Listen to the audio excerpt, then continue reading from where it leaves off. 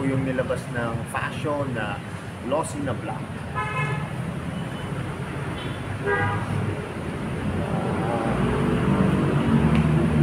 Kung mapapansin nyo guys, dati ang nilalabas ng fashion yung mga pastel na kulay, yung mga orange, light blue, kasi yung mga ano po siya, mga light colors po. Ngayon naglabas na po sila ng glossy na black. Pero pag bago pa lang po kayo sa aking YouTube channel, pa-subscribe naman po at pahit ang notification bell para updated po kayo sa aking mga videos. Tara guys, simulan natin ito.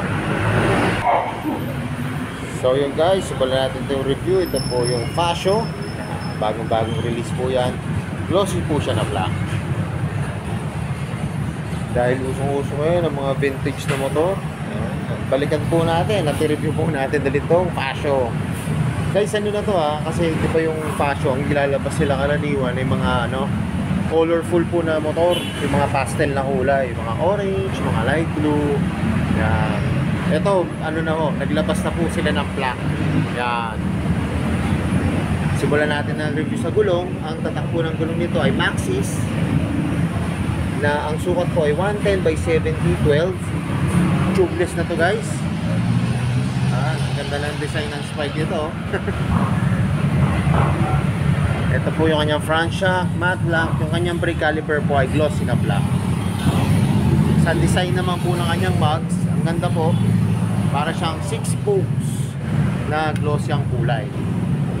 Ito po yung kanyang fender, malaki po, saka alutong po, ganda. Pero malambot siya, malambot po siya, flexible po siya. Yung kanyang signal light, ayan, magkabila po, bulb type. Tapos ito po yung kanyang headlight. LED na po yan, pati po yung kanyang park light, LED na rin. Tapos meron po dito ang logo ng Yamaha. Tapos F for fashion.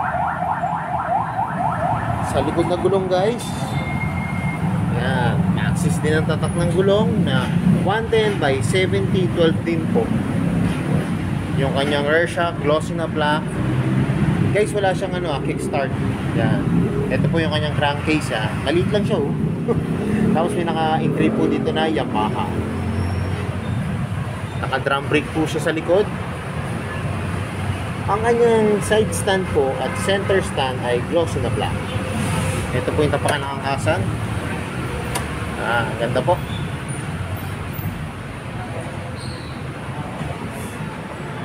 Taillight niya guys ay LED. Tapos magkabila niya signal light po ay bulb type. Saka may decals po dito Yamaha. Ayan. Ito po yung kanyang fender sa likod. May reflector siya rito para kita sa gabi. Ito po yung kanyang muffler. Ganda maliit lang siya. Tapos yung kanyang head guard yan pairings po siya na black. So guys, ang ganda kasi ng Vegas to. Sinimplihan lang Ayan napakasimple lang ng Vegas niya. Yung kanyang grab bar. Ayan. Siya matte black Saka guys, yung upuan nito, ayan. Ang laki po ng upuan nito. Tapos naka-customize na rin po para siya naka-camelback na rin po. Yung kanyang upuan sa likod ay makinis sa backride, pero yung sa driver po yung magaspang para makapit. Yan, may decals pa po siya rito na F. Ang ganda guys ang kombinasyon ng kulay nito kasi parang siya violet, tapos ito may vodka blue light blue siya.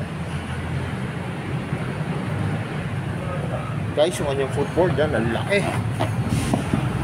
Ito po yung lagay ng kanyang battery. Tapos may hook siya rito para sa helmet o kaya may pinamili kayo, pwede nyo isabit dito. Saka meron pa siya rito hook, may hook pa rin po siya rito. Ayan, sa harap.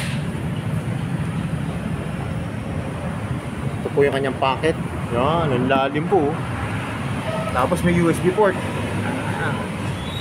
Parang hindi na po nalulubat. Saka yan pwede naman po natin ilagay yung cellphone natin pag nag-charge tayo. Sa kabila naman po, ayan, malalim din po yung kanyang packet, tapos bilugan. May nakikita nga po ako dito naglalagay po ng yung bottled water. Ayan, yung manilipis lang po. Ito po yung kanyang susian, yung shutter lock. Dito nyo na guys bubuksan pag magpapa gasolina po kayo. Yan. Dito na po yung ano, wala na po siyang susi rito. Tapos guys, ito yung ano, manubela niya, oh. Pogi, vintage na vintage ang look. Yan, labot ang kanyang brake lever. Tapos may ano po siya, safety feature siya. Pwede rin siyang ilang. Saka ano na po siya, blue core hybrid. Ito guys yung mga function niya. High and low, signal light, kusina, kill switch. Tapos may hazard po siya. May hazard siya. Electric start. Yun lang guys. Push button lang po siya. May electric start lang siya. Pero wala po siyang kick start. Ganyan throttle yan. Lutong din po. Pati yung kanyang brake lever. Saka yung kanyang gauge panel yan. Oh. Cute lang guys. Oh. Yan lang po yung kanyang gauge panel. Talagang ano, may pagka-vintage look. So yun guys, yung gusto kong gawin lagi. Yung masasakyan natin yung motor, ma-feel natin yung comfort ng motor. Tignan nyo ako pag nakasakay na ako sa yun.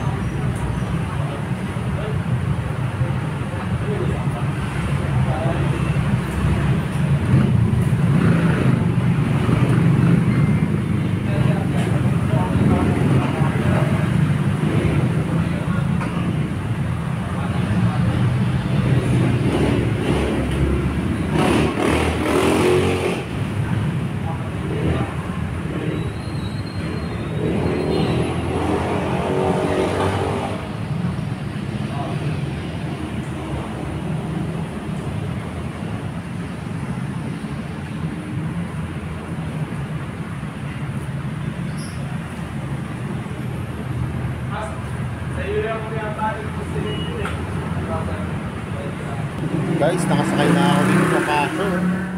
Ayan o. Kita nyo naman o, napaka-comfortable. Ayan, napaka-spacious ng paa. Ang laki po kasi na kanyang footboard. Ayan. Pati po yung kanyang hook. Ayan, kahit may pinamili po kayo. Ayan, pwede nyo isabit. Sa kagandahan nga po dito, pwede pa dito sa kabila. Para sa helmet. Tapos, overall, ang ganda po ng manubela nito. Ayan, ang ganda po ng design, vintage look. Ayan, pogi oh, pogi na design. Saka guys, kanina kung makapansin nyo, hindi po siya kataasan. Mababa lang yung kanyang ground clearance. Kasi nga po, yung gulong niya naman po, ano lang po, pagandaan nito parehas so 12. Saka 12 din po yung likod. Kasi yung iba ko nakikita, minsan no, mas malaki to yung harap. Mas maliit po yung gulong sa likod. Ayan. Kahit po babae o kaya beginner sa motor, pwede to. Goods na goods to. Lalo na yung mga naghahanap ng scooter na vintage look. Pasyalan nyo na to sa may premium bikes. Dito po sa may Barangay Dila, Santa Rosa, Laguna.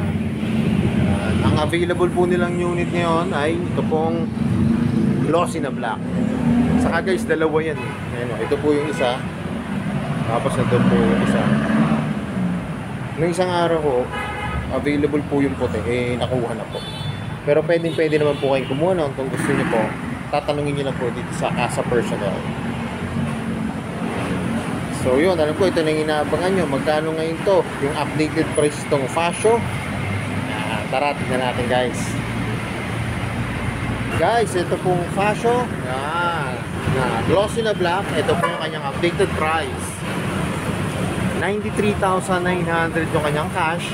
Yung kanyang down payment po ay 4,695 pesos. Tapos yung kanyang 24 months po ay 6,274 pesos. Tapos yung kanyang 36 months or 3 years, 5,089 pesos.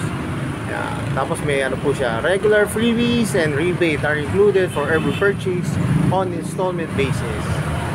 Guys, kaya kung malapit lang po kayo dito sa may premium bikes, pasyalan nyo na po. Ang dami pong units dito ngayon, no? Yan. So yun guys, hanggang dito na lang. Kung bago lang po kayo sa aking YouTube channel, subscribe naman po at pahit ang notification bell para updated po kayo sa aking mga videos. At salamat nga po pala dito sa may premium bikes at nare-review ko po yung mga motor ko. Nagdami pong units ngayon dito. More sales to come. Ang gaya na lagi po sinasabi. Ingat po palagi. Ride safe always and God bless po. Palike and share na rin po ng aking mga videos. At nagpapasalamat po ako sa aking mga subscriber. Malapit na po tayo mag 10,000. Salamat po sa suporta. At gaya na lagi sinasabi, ingat po palagi. Ride safe always and God bless po. At lagi natin tatandaan, mahal tayo ng Diyos. Bye-bye!